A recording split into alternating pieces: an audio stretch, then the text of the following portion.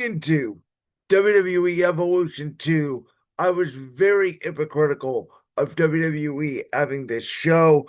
I said it wasn't necessary. I said most of these matches belonged on Raw or SmackDown. I said it felt rushed. I said that they were not selling due to WWE overcompensating their market with Saturday Night's main event, NXT Great American Bash on the same weekend.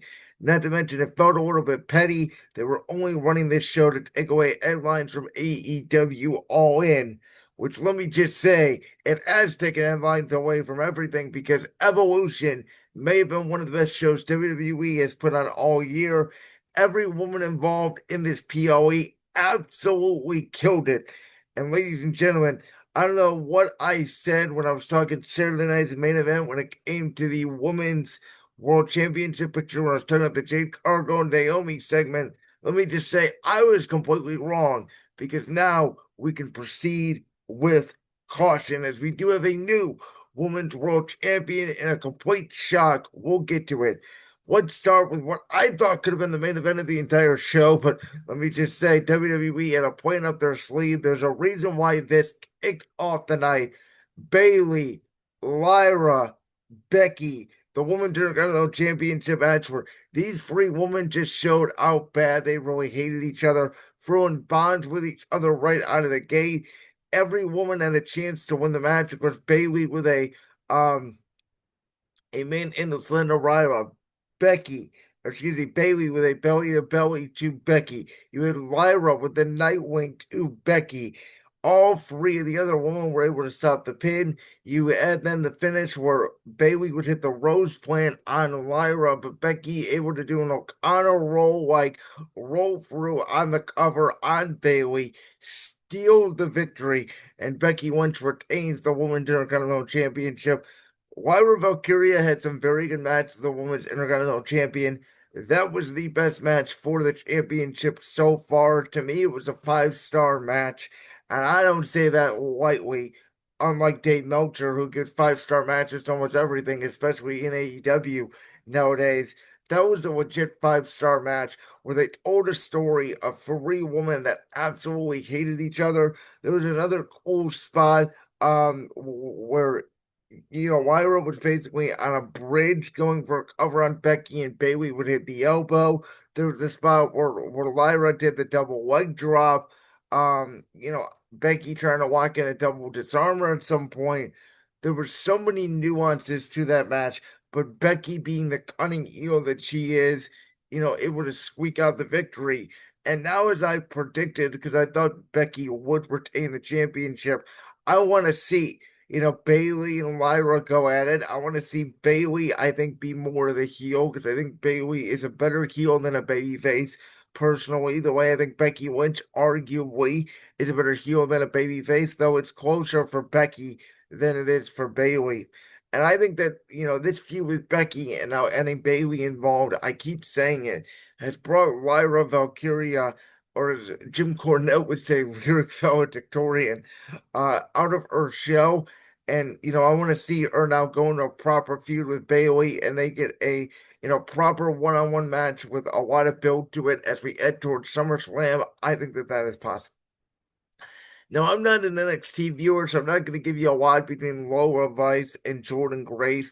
I'll tell you the ending where, Jordan Grace was thrown against the ropes by Lola Vice and Blake Monroe, who was attending Jordan Grace out to the ring to stop and even the numbers for Jordan Grace against Fatal Attraction, or excuse me, Fatal Influence.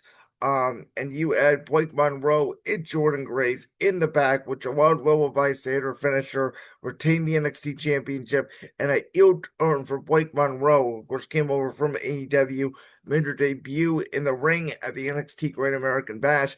Now she's going to be feuding with Jordan Grace. Moving forward, you have a former TNA talent and a former AEW talent feuding in WWE NXT. Lola Vice retained the NXT Championship. It was a good match for what it was. I'm sure you NXT viewers were more into it than I was. Then, the women's tag team title match, I thought they absolutely killed it. There was a lot of eye spots. Everybody got, what they needed to involved.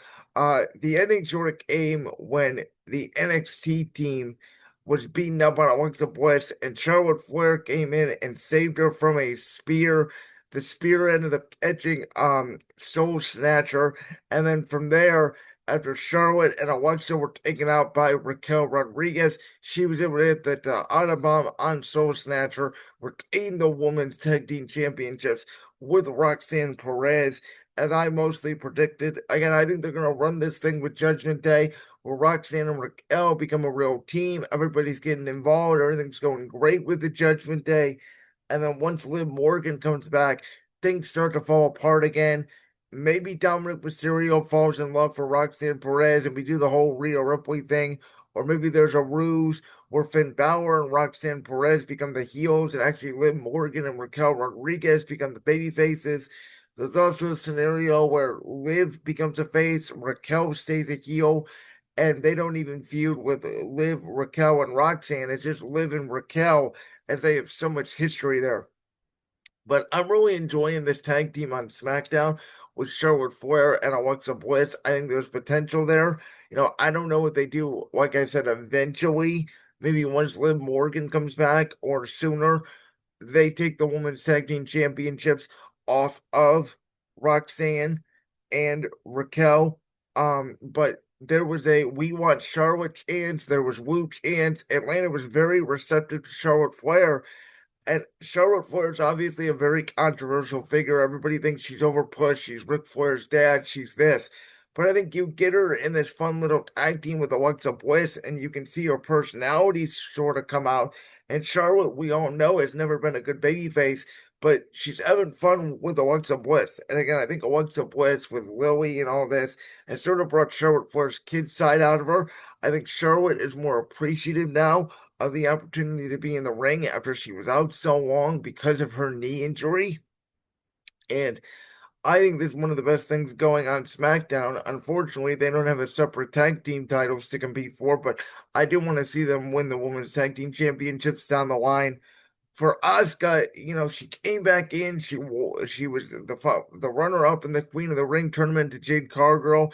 It felt like that, potentially they were going to run a Women's World Championship down the line with Io and Asuka, and they've completely pivoted from that. And now Asuka's back in the tag team rings with Kairi Sane, and they're probably going to feud with Raquel and Roxanne at some point as well. Then we got Tiffany Stratton versus Trish Stratus. If Trish Stratus looked good in the ring, she delivered her chick kick, she delivered the running bulldog, which was really well executed off a Miss Moonsault by Tiffany Stratton right into the Stratus faction. 1-2, Tiffy was able to do a kick out, and then off the prettiest moonsault ever, which is one of the most protected finishers in WWE. 1-2-3. Tiffany Stratton retains the WWE Women's Championship. She will go on to face Jade Cargill, the Queen of the Ring winner, at SummerSlam. And, Trish Stratus has always had good matches, even dating back to the steel cage match with Becky Lynch in 2023 when she was in the Thank You Trish gimmick. Even it's funny because she's retired like 3 times now, but she's still wrestling once or twice a year. She's in good shape and she can still do it. So why not to put a young talent like Tiffany Stratton over, who commentary has compared Stratton to Stratus for this matchup, and they did a really good job, obviously documenting their history of teaming together at Elimination Chamber.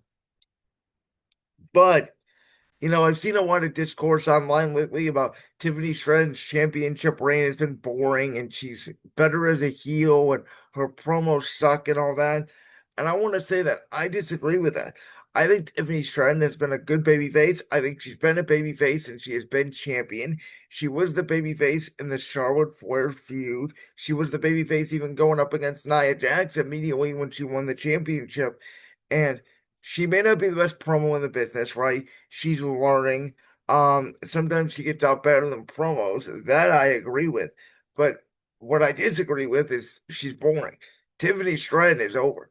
Tiffy time is over. Tiffy time is now. And while I think she's gonna lose the championship to Jade Cargill at SummerSlam, I think Tiffany's in a very good championship reign, and I think you could easily slot her into a United States Championship reign on SmackDown once this Women's World Championship reign is over.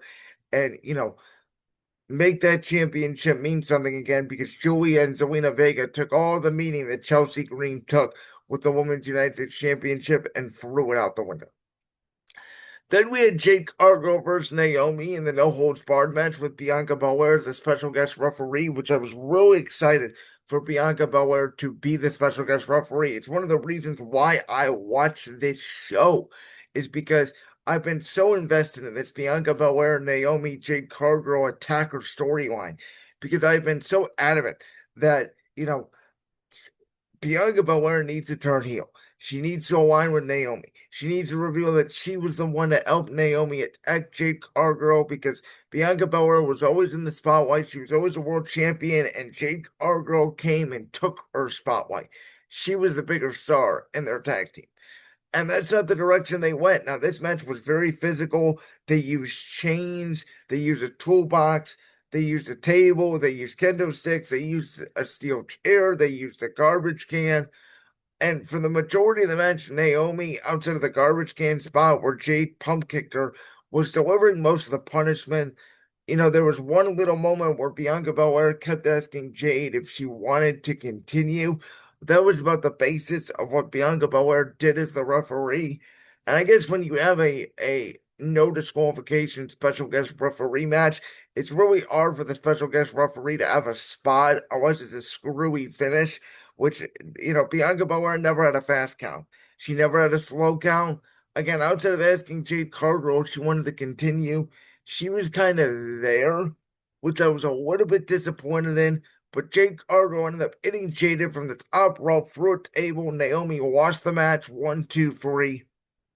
And Jade Cargill went over, which we all predicted because we all thought Jade was going to win here. Jade was going to win the Women's World Championship. Naomi was going to cash in after Jade beat Tiffany Stratton for the Women's Championship, not the World Championship, which we'll get to.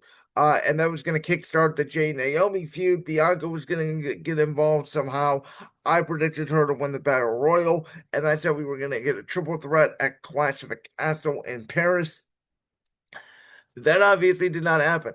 Stephanie Belcaire, who WWE is really pushing against the next generation, she was able to eliminate Lash Legend, who is a huge woman in her own right. She stood up to Nia Jax. That was a great spot in the match to win that match. There was an awesome moment with Nikki Bella and Chelsea Green, which I'm excited to see if they sort of kickstart that feud and move Nikki Bella over to the blue brand with the injury to Liv Morgan. I think Nikki Bella, Chelsea Green would be a fun feud with her and the Secret Harvest. Maybe that's how you get Brie Bella back involved.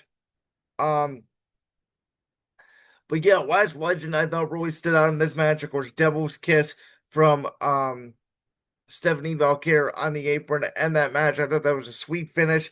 And now Stephanie Valkyrie is in line for a Women's World Championship match at Clash in Paris. Who will she face in that match? Well, that question was answered in the main event where Io Sky and Rhea Ripley had one of the most classic women's matches of all time that really started to pick up once referee Jessica Carr went down because of a misfire and a missile dropkick from the champion. And of course, the story of the whole matchup was, could Rhea Ripley finally defeat Io Sky? Because she's never defeated Io Sky, which made us all think that Rhea Ripley was going to win this match. After Jessica Carr went down, Rhea Ripley hit the riptide, and because there was no referee, Rhea Ripley lost her mind. They ended up spilling out into the crowd where they had an incredible moonsault spot where Io did a jumping dive about 20 feet into the air onto the concrete on Rhea Ripley. Looked like she really smacked her knee hard. And I was concerned about Io Sky's safety at that point. They end up getting back in the ring. Io ends up hitting it over the moonsault on Rhea Ripley. Referee Jessica Carr slips back into the ring. 1, 2, and a kick out by Ripley, which was unbelievable. Really popped the crowd, which was loud and giving women's wrestling chants. And this is awesome throughout the entire night. It was one of the most lively nights of the WWE crowd of the year, and they sold a lot of tickets late. They ended up getting almost 9,000 in the building when it was projected to maybe hit 5,000. So they definitely did their part there the day of Evolution. Again, I wonder that Bianca Belair special guest referee announcement or Io and Ripley being the official main event really moved tickets. But then once both women were down, out comes Naomi's music, and you could see something was going to happen the way they were shooting it in the camera. I said, "Is Naomi going to come out?" Because they were, distancing both women like there was going to be a cash in the way they typically do. And yeah, out comes Naomi. And I was still expecting for Jake Argo to prevent her from cashing in, right? And there was going to be no cash in. But no, the bell rang. And once the bell rang, I was like, oh, shit, this is real. Boom, briefcase off the skull to Ripley. The corner, I guess, jumping moonsault to Io Sky. 1, 2, 3, and Naomi can proceed with caution. And Naomi, Io Sky, Rhea Ripley can have a triple threat at SummerSlam for the Women's World Championship because now it's official member of the Monday Night Raw roster. We get Naomi against against Io against Rhea Ripley because she is the Women's World Champion in a complete shock. And for those of us that have complained a little bit about Triple H's booking lately, that WWE is all about the long term. It's all about predictability. Everybody has a long title reign. Io Sky has never really defended the championship because it was all about getting to this point with Io and Ripley again. Well, we were proven wrong because that was an unpredictable moment. It was one of the best cash-ins in recent memory. It was maybe the best women's cash-in of all time, outside of Carmella, the first one to do it on Charlotte Flair. But there is something magical about Money in the Bank. And there's been these rumors about Triple H not necessarily loving the Money in the Bank concept, which he was never in a Money in the Bank match, and maybe that's one of the reasons why. But for a guy that doesn't like the Money in the Bank concept, he sure knows how to book it. Because outside of Drew McIntyre last year, he's booked the Money in the Bank cash-ins pretty perfectly. And I love Money in the Bank. There is always something exciting about somebody cashing in the Money in the Bank contract because it's like, holy shit, it's happening. All of a sudden, you go from a mid-card act to being the world champion and the thing on Raw or SmackDown outside of Austin Theory, almost immediately. And that's one of the things I love about Money in the Bank, and it's completely changed the direction of the women's division. Now I think at Crown Jewel in Perth in October, we're gonna get the because they're doing the women's world champion versus the women's champion for the Crown Jewel championship. I think that will be Naomi and Jade Cargill as they finish off their feud there. And maybe we get back to Bianca Belair and Naomi. Bianca Belair is on Raw. Maybe it is, Bianca Belair getting revenge on Naomi eventually for Jade Cargill. And that's how Bianca Belair gets back the Women's World Championship. That's a possibility. But there's so many possibilities now in the women's division. What transpires going forward? Does WWE truly put a rocket on Jade Cargill's back and put the championship on her at SummerSlam? Or, Tiffany Stratton and Naomi, they've been teasing it. There's a possibility for it as well, but it opens up so much in the women's division. Me and Josh Unger did a special championship ring show yesterday about professional wrestling, where we said if Rhea Ripley wins the championship, who does she challenge at SummerSlam?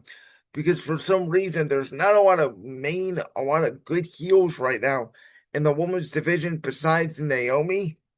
Well, Naomi is on top of the division. So I thought every match, did its part. The crowd was lively. It was an incredible show. Shout out to WWE for making me eat my words about this PLE because I didn't watch the first one. I didn't think it was worth it. I thought it was very random. I always thought, even though this card was random, it was a little bit more put together than the first one. And these women, after what transpired at AEW All In, the NXT Great American Bash, and Saturday Night's main event, had something to prove. And you could make a case it was the best show of the entire week. Like that clip from the Brands World podcast? If so, make sure you go down there and hit that subscribe button. While you're down there hitting the subscribe button, make sure to also hit the notification bell so you never miss another upload. And make sure you check out all the other clips from the Brands World podcast right here on YouTube.